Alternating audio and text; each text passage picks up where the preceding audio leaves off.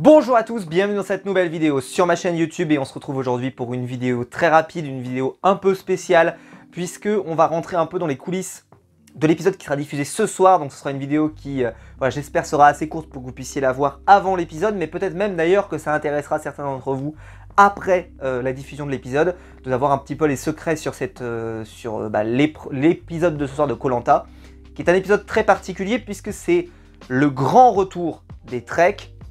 Alors moi, vous le savez, dans les émissions de télévision, j'adore les Treks. Je les aimais déjà dans Koh-Lanta puisqu'il y en a déjà eu, et dans Pékin Express, dans la vieille mouture de Pékin Express, il y avait toujours un énorme trek qui durait plus d'une journée, ou parfois même ils dormaient sur place. Je me souviens notamment de treks où ils sont dans une mer de sel, etc. Pour dans Koh-Lanta par exemple, on a déjà eu des journées entières de trek où il n'y a que ça, où c'était par exemple, je m'en souviens de Koh-Lanta Vietnam par exemple, avec Claude, Wafa et tous les autres, où ils étaient partis en forêt, ils devaient récupérer des planches au fur et à mesure, ils avaient une sorte de plan et d'itinéraire pour se repérer, puis ensuite ils arrivaient à l'épreuve de confort, et là, lors de l'épreuve de confort, ils avaient à reconstituer quelque chose, une figure je crois, ou je sais plus trop quoi, mais bon, peu importe. Mais c'est pour dire, et le trek était à l'époque, c'était c'était des saisons de Koh-Lanta où ça y allait. Sportivement, c'était quand même assez costaud, et c'était déjà le cas déjà à l'époque. Pour ceux qui des fois te disent non mais ça a changé, etc. Bah, à l'époque, il y avait déjà quand même quelques performances, hein, avec, je crois qu'il y avait Abdallah, il y avait Claude, Wafa et tout ce qui s'ensuit. Bref, peu importe, mais c'est pas très grave, c'est pas important. Je voudrais revenir un petit peu sur les secrets de cette épreuve, de cette journée qu'ils ont prévue, puisque cette année, ils ont mis le curseur plus loin. Parce que là, à l'époque, par exemple, il y en a eu plein des treks, mais je vous cite celui-là.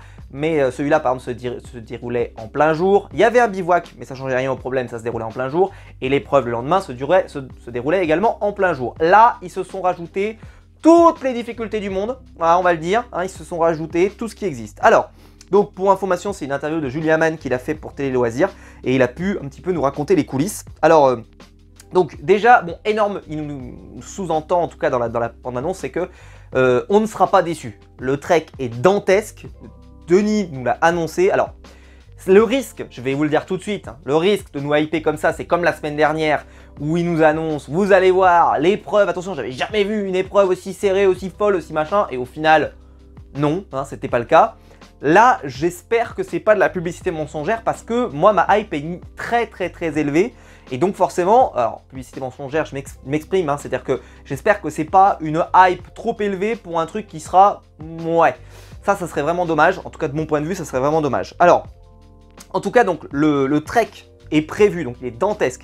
Il y aura de la pluie, une épreuve en pleine nuit, et donc les aventuriers ont été poussés dans leur retranchement. Ils n'ont jamais vécu ça, ils vont s'en souvenir longtemps. Ça donne un très bel affrontement entre les deux tribus. Et d'ailleurs, je me souviens que de mémoire, alors là, attention, parce que j'ai pas revu la saison depuis très longtemps, je sais que Wafa, justement, quand elle faisait le trek, je crois qu'à un moment, elle nous sort un truc un peu comme ça. C'est-à-dire que, alors il n'y avait pas toutes ces conditions, hein, mais qu'elle dit, limite, on gagne pas, bon, mais au moins on aura vécu une super expérience, un truc génial, etc. Et j'espère que pour eux, ça sera un peu ça, même si eux, il n'y avait pas eu la pluie, il n'y avait pas eu tout ça, donc eux, c'était vraiment un trek sympa. Eux, ça se trouve, ça va se transformer en calvaire, donc ils n'auront peut-être pas la même expérience, ça, on verra ce que ça donne.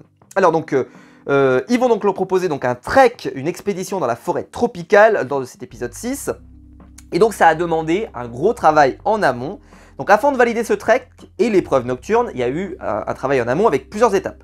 La première, sur site, consistait à demander à nos équipes locales un itinéraire dans la jungle. Ça veut donc dire qu'ils vont être guidés d'une manière ou d'une autre, soit par une carte, soit par un sentier qui va être déterminé, qui prennent plusieurs paramètres en compte, à commencer par la sécurité.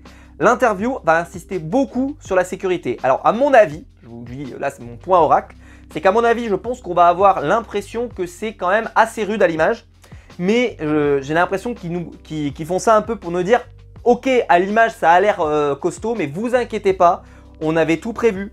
On avait tout prévu sur le niveau de l'itinéraire, au niveau de la sécurité médicale, au cas où il y aurait quelqu'un qui se blesse. On a tout prévu. Vous savez qu'il y a eu en plus des problèmes médicaux dans Koh-Lanta, donc on sent vraiment que là, il y a une communication un peu en amont pour vraiment nous dire « Vous inquiétez pas, vous pouvez vraiment passer un bon moment à regarder cette épreuve parce que vous inquiétez pas, on avait tout prévu si jamais il y avait un incident, s'il se produisait quelque chose. Voilà, vous inquiétez pas, on ne les a pas mis en danger volontairement. Donc voilà. il n'était pas question, donc il leur dit, de lancer les aventuriers dans la jungle avec des risques divers et variés. Donc sur place, les équipes devaient notamment prévoir comment évacuer un candidat en cas d'incident. Ensuite, donc les équipes techniques, bon, dans la jungle, les membres des tribus jaunes et rouges ont dû installer un camp sommaire pour y passer la nuit. Il a fallu le préparer, savoir où implanter l'épreuve de nuit. On a trouvé les bonnes zones, suffisamment planes dans un environnement très accidenté. Autour de cet emplacement, on a un peu nettoyé le sol et ouvert des zones de bivouac. À proximité de ça, hors de vue d'oreille, on a créé pour chaque site une zone technique à laquelle n'ont pas eu accès les aventuriers. Vous le sentez venir quand même qu'on nous précise bien que cette fois-ci, attention, hein, on n'est pas devenu débile, on n'est pas devenu cono. Voilà, c'est les équipes techniques dans un coin et les aventuriers dans un autre. Il n'y a pas de possibilité de pouvoir récupérer quoi que ce soit, ni alimentation, ni rien. Mais qui nous permettait d'avoir en tout cas un infirmier urgentiste et nos équipes techniques de tournage à proximité immédiate. On sent vraiment voilà, qu'il y a une insistance sur la sécurité à la fois santé des candidats, mais aussi sur la sécurité que désormais on a un peu appris et que maintenant c'est extrêmement cadré et que voilà, on fait très attention à ce genre de choses. Si le parcours du trek est jugé compliqué mais pas dangereux par la production, les conditions de tournage ont été détériorées par une pluie battante. C'est sûr qu'un itinéraire pédestre où il pleut pas, etc., c'est sûr que c'est beaucoup plus agréable parce que bah, forcément quand il pleut, bah, vous pouvez glisser, donc une cheville ça peut vriller, etc., etc. Donc un parcours qui pouvait avoir l'air sympa avec un temps clément peut devenir très difficile. Donc forcément ça c'est vrai que c'est compliqué. Alors question, je me suis posé, c'est est-ce que la production, si par exemple vraiment la tempête était très élevée, aurait-il annulé le trek? C'est-à-dire aurait-il ou alors décalé? C'est-à-dire le mettre 3 jours après. On sait que la météo peut être relativement précise, pas forcément à la minute près, mais en tout cas à la journée près, on peut avoir des choses quand même relativement... voilà, on peut se dire peut-être que ça vaut mieux le coup de le faire pour l'épreuve d'immunité, et dans ce cas-là, on le décale de 2 jours, etc. Donc à voir, on verra parce que on verra si c'est par exemple, là on sait que nous c'est pour gagner le coup de téléphone, donc à l'épreuve de confort. Si par exemple il fait très beau pour l'épreuve d'immunité, est-ce que ça aurait pas été mieux de le mettre pour l'épreuve d'immunité et inverser avec l'épreuve de confort dans le cas où vraiment ça aurait été impraticable. Si on voit que dans 2 jours après il pleut toujours, c'est vrai que peut-être que ça ne se justifie pas, mais bon, peu importe. Donc un scénario prévu par les équipes, rendant la traversée de la jungle compliquée mais faisable, dans des conditions de sécurité parfaites. Mais comment les candidats se sont-ils repérés au beau milieu de tous ces arbres? Chaque tribu avait un sentier à remonter qui les emmenait. Il fallait qu'ils empruntent ce sentier avec des montées abruptes, des parties glissantes. Si elles étaient déjà glissantes d'origine, ça veut dire que là, ça va être encore pire, pour essayer de s'installer le moins mal possible en vue de la nuit et de l'épreuve. Ça, c'est vraiment la grosse différence hein, par rapport au trek qu'on a pu avoir par le passé, où là, vraiment, on a une épreuve en pleine nuit, donc dur la vie d'aventurier. Alors d'ailleurs, on a eu quelques petites indications aussi sur cette épreuve, que bah voilà, il fallait s'intéresser à comment on éclaire cette épreuve, parce que tourner de nuit, c'est plus difficile.